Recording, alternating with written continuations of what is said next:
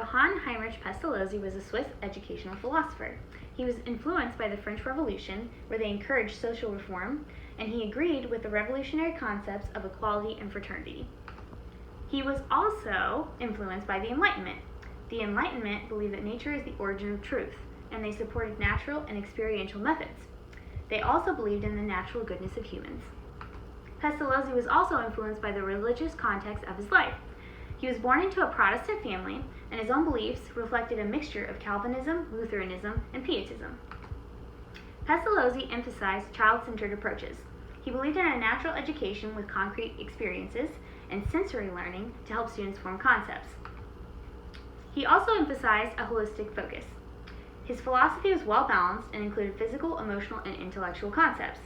He believed that affective development is equally important to cognitive development, and he incorporated cognitive and social aspects and focused on the needs and skills of each individual student.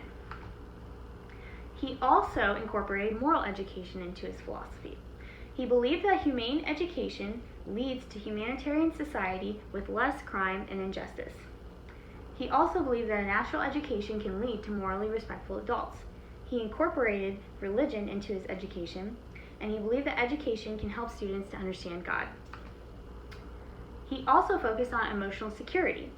He believed in creating a home-like atmosphere with a caring adult and a loving educational environment. His general method established emotional security before moving on to the special method, which utilized sensory learning.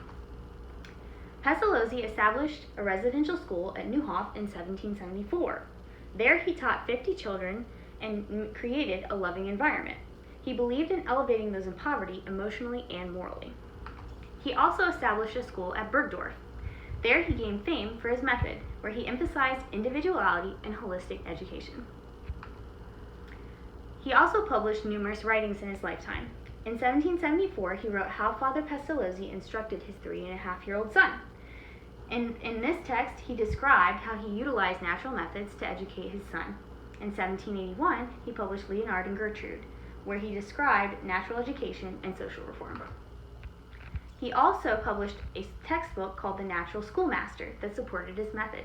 And in 1801, he wrote How Gertrude Teaches Her Children, which described his general method and his special method. Pestalozzianism was a movement that spread throughout Europe and impacted teaching and transformed education. Teacher education programs were created that taught teachers the object approach. Pestalozzi's perspectives on diversity were inclusive. He believed that a humane education can decrease hatred amongst people who are different. He opposed socially segregated education. He encouraged the accommodation of differences among students and considered the individual needs of all students. Pestalozzi had some supporters.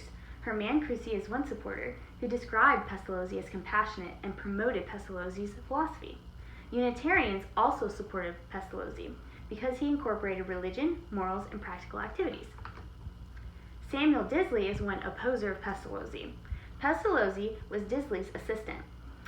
Disley emphasized memorization and corporal punishment in his education, and Pestalozzi and Disley disagreed, and they often quarreled. Pestalozzi's educational philosophy aligns with a biblical worldview. Proverbs 22:6 instructs us to train children in the way that they should go.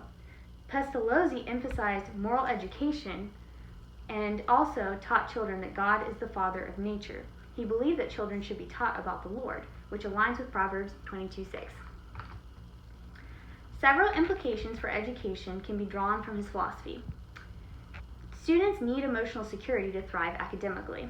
Holistic education should include learning across all the domains.